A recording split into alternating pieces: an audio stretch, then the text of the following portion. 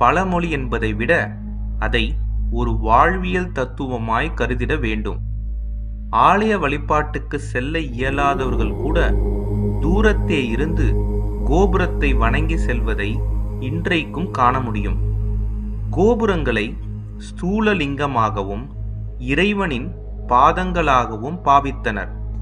கோபுர வழிபாடு முழுமையான ஆலய வழிபாட்டுக்கு இணையானது என்ற நம்பிக்கை காலம் காலமாய் இருந்து வருகிறது.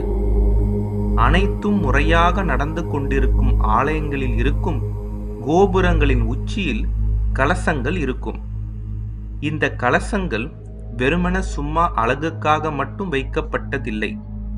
இந்த கலசங்களின் உச்சியில் கூரிய முனை வழியாக வானத்தில் இருக்கும் உயிர் சக்தியை முழுமையாக அவற்றுள் கிரகித்துக் கொண்டு வெளியிடுகிறது. அந்த உயிர் சக்தி